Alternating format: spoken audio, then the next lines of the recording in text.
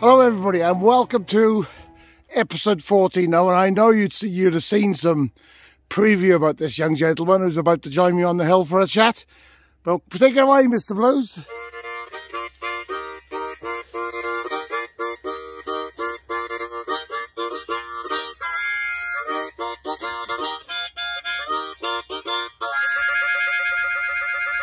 Hey! Hey, well there you have it. No more introduction needed.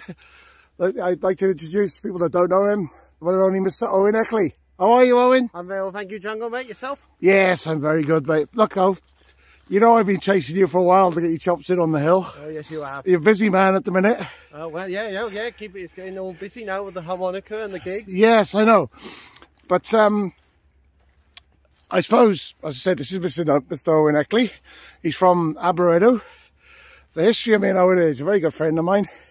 I first met Owen, well, probably when I was managing the under-16s team, and then we went on to seconds and youth team, youth team seconds, and then on to the first team. Yeah. I met Owen through rugby, really, through God's game. That's right, Owen. Yeah.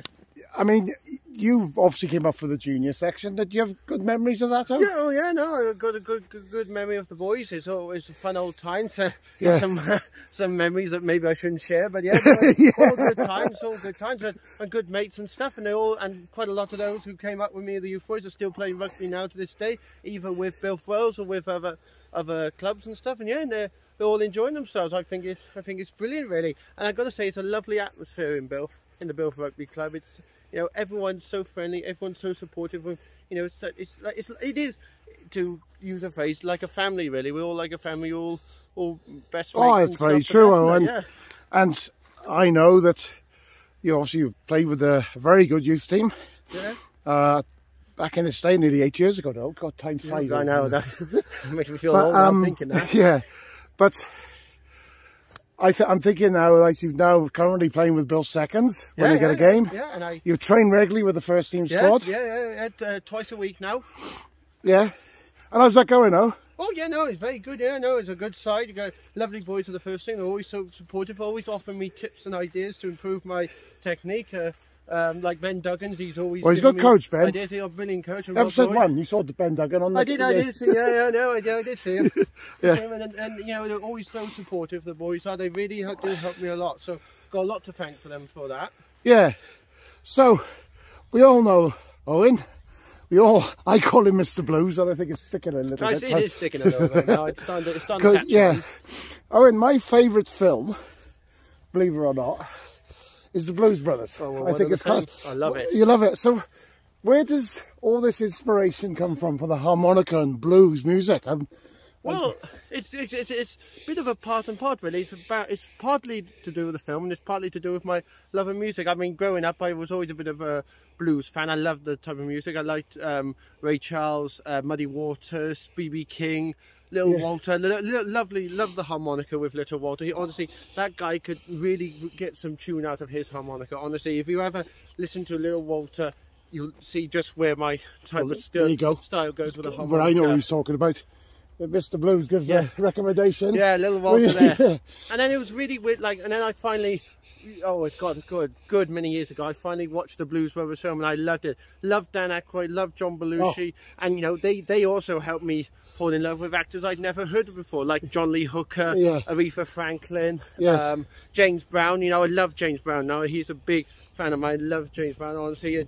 I could listen to James Brown's albums all day. When did you start picking up? Do you remember buying your first harmonica? I do, actually. It was basically it's a bit of a sad story, but it was a kind of happy coincidence. I have a mate who had I won't mention his name for things, but he had a bit of a accident a couple of years ago, and it was a very life-changing incident. And anyway, we all decided in my village to form like a tribute band, and we all like the Blues Brothers, so we said let's all do Blues Brothers. And of course I've got the height and stuff, so I said, well, I'll do Elwood, and had a few mate and another mate who said, oh well, I'll do John Belushi, I'll do Jake, and and then we had others who could play guitar, one who could play trumpet and stuff. So we said, well, let's just get up and have a bit of a thing, because it was for a charity gig.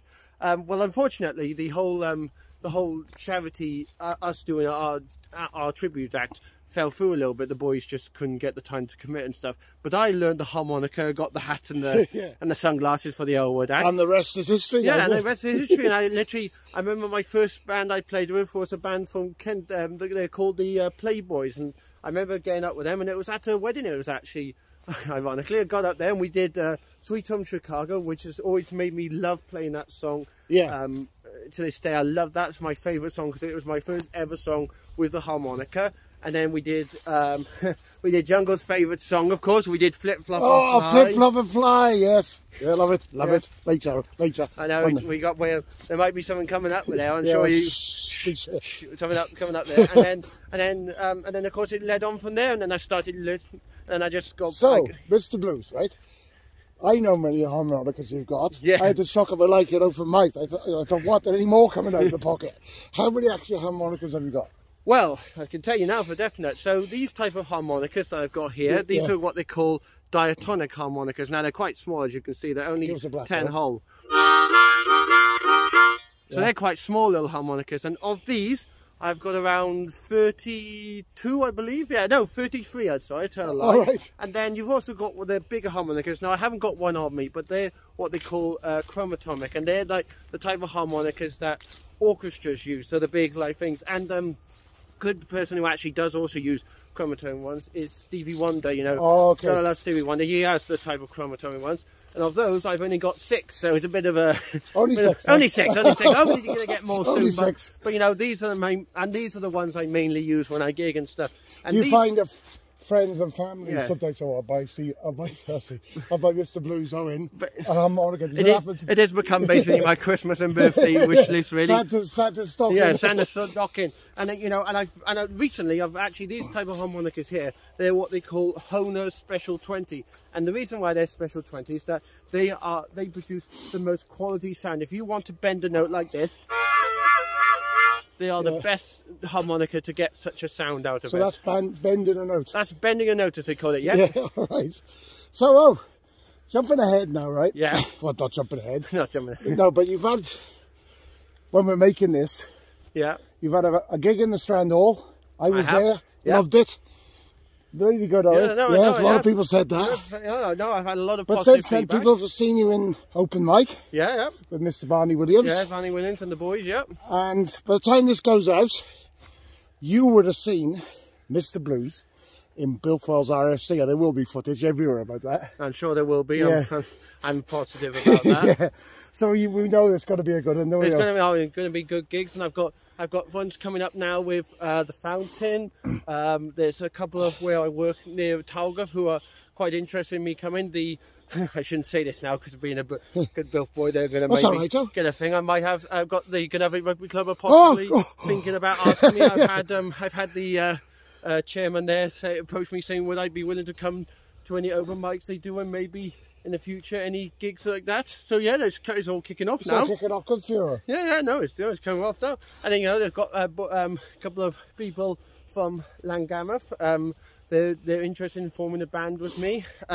One's an acoustic group, and you know, one's a brand new boys of like guitar players, drummers, and a few other boys. And we're thinking of forming a band for that. That's just no, it's brilliant, really. Top news, though. Yeah, and so as the new year comes, so you're open for some more gigs, yes? Oh yeah, hopefully. Yeah. Right. So you touched on your love for blues, your family of harmonicas. Yeah, my many harmonicas. But let's talk about was it 2 years ago? You signed up, and you're currently in uni studying what? Well, long-winded title. It's Education, Psychology and Special Educational Needs at Cardiff Metropolitan University. And how is that going, oh? Well, you know, it's going all right, yeah. I mean, I got through my first year and second year okay.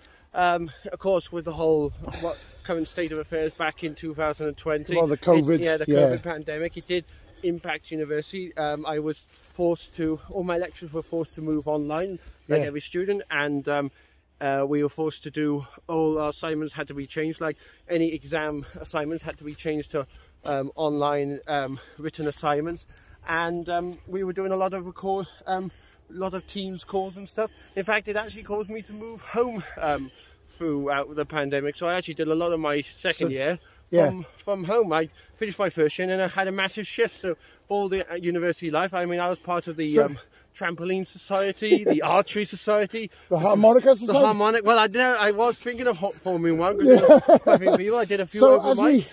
I remember you mentioned it to me, open mic. You've actually taken a break this year, is it? Yeah, well, basically, with the whole situation, a lot of things going on at Cardiff Met, and with my course in particular, I've just decided it would be easier for myself to take this to take a gap year. I'm going to go back next year and finish it off and everything, and get my degree. But it's just with everything that went on this last year and a bit. Now I just felt I'd rather take I suppose the question time. I got, though, right? Yeah. Is after you've completed, and I know you complete it and you complete it well. But good, come on. I'm confident. So would everybody else of that. Yeah. What you going to do with your career then? Oh well, as I said, it's called an education degree. So hopefully it would allow me to progress into becoming a teacher. Some of your viewers might know, but to become a teacher these days, you actually have to have a university degree. There's no ifs and buts about it. You need a degree one way or the other.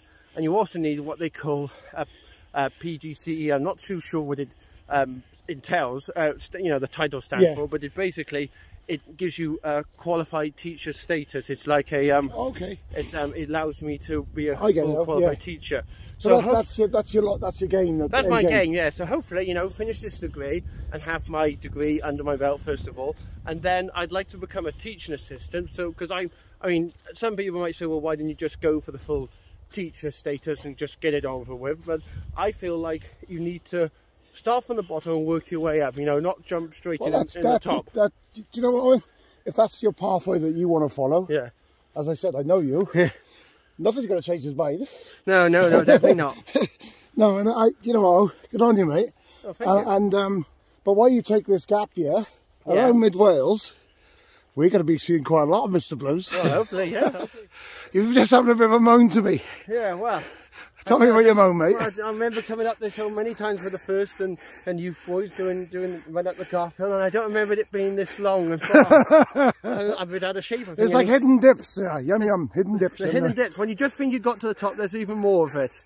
I'll tell you what, we're nearly there though, that's the main thing. But I'll switch like you can see we're nearly there. I'll come over there again. Right, so, as you know, as I'm going to see one of my hashtags, hashtag 365 just ask, is all about mental health and well-being. How it's really important for us to keep in contact with each other and share how we're feeling some days, isn't it? Well, it's very important, not just for men, but women, parents, grandparents, your brothers, your sisters, everyone. It's so important that we all try and keep in contact and we all tell each other how we're truly feeling. Don't try and bottle up these feelings, because then you find it gets even worse, especially with the current situation. I mean, we've all experienced it with the whole lockdown situation, all being stuck at home, not being able to go meet up with your mates, not being able to go see your grandparents and stuff. And that will obviously impact upon your well-being in ways, some more than others maybe, but everyone will have been a bit upset by the whole fact that you can't go to stuff. And like at Christmas last year, when we were all stuck indoors, we couldn't go to each other's houses really, we weren't allowed all our grandparents and all our relatives over like we probably would have usually done in previous years. That impacts us a lot, so it's definitely important that we start talking to each other. And at any moment you could feel that's how you'd be having it. I definitely do, and I blog about this on the hill a lot. And it's important though, isn't it, when you have these down moments, you can pick up, you can message, you can just keep in touch with people. No, it's important. You talk to anyone. It's important. Like speaking for myself personally, I've had a few down days with the whole pandemic. I didn't like being stuck online at university. That's not what I signed up for. Like many students, I want to be there in the classroom, listening to a lecture in person, talking about this stuff and giving me all the information, rather than me listen to either a pre-recorded lecture or listen to them on a little tiny computer screen. And sometimes the signal would be bad, so you'd lose things, and so you'd miss information, and that you know, so it impacted upon me in that way. So, as I say, hashtag, and there's lots of mine, there's lots of charities you can phone. Mine, yeah, there's the Samaritans, DPJ Foundation. Yeah, that's it, that's the one I was talking about, sorry. Yeah, there are loads of contacts, and we'll put these contacts up after on the page, right? You know, and you know, I'm sure, and you'll be able to read it yourself, but I know from experience as well, not from my personal experience, but from doing other stuff with university, listening to stuff about with kids' mental health and stuff. These organisations are very confidential. You know, you can contact them, and they're not going to go blabbering all you about what you've told them and stuff online. You know, and they're there just to listen to you, to try and offer support and guidance and advice. Because you know, it can be very difficult to go to your parents or your friends and stuff and say, "Listen, I've been having these very dark days." Yes, it is, and so, it is difficult. Yeah. But by us talking, we can encourage people. Exactly, but I think that's the but it is difficult. You know, there's no getting around it. It is difficult sometimes. But I think you are right. You know, we do need to start talking to each other. 365. Hashtag 365. Just ask. We need to. Yeah, we just need to start talking. That's to Mr. Trigg, as I call it, though. Oh, all right. And we'll have a look at the view of Radnorshire, because that's your county. Yes. Yeah, that's it over there. We'll go over here, which is Aberedw, Mr. Blues, just around the corner over there. Over there in the distance. Mr. Blues, have you got a little bit of a something to sign us out from this? Before we do that, we'll shake hands. Owen, it's been an absolute pleasure. It's always good to meet folk on the hill. And I've enjoyed talking to you today, mate. Thank you so much, man. It's been good talking to you too. Yeah. You know, I love these blogs as well. I'm glad to have been a part of this. You're very much part of it, though. Yeah. So, will you talk to me again some other day? I will definitely, mate. Yeah, 100%. Right, so see me out there, bro.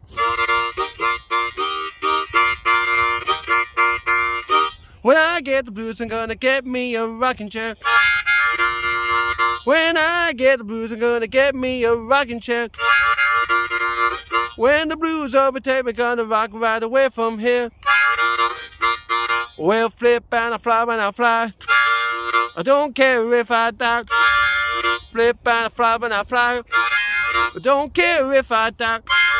Don't ever leave me, don't ever say goodbye. Bye-bye.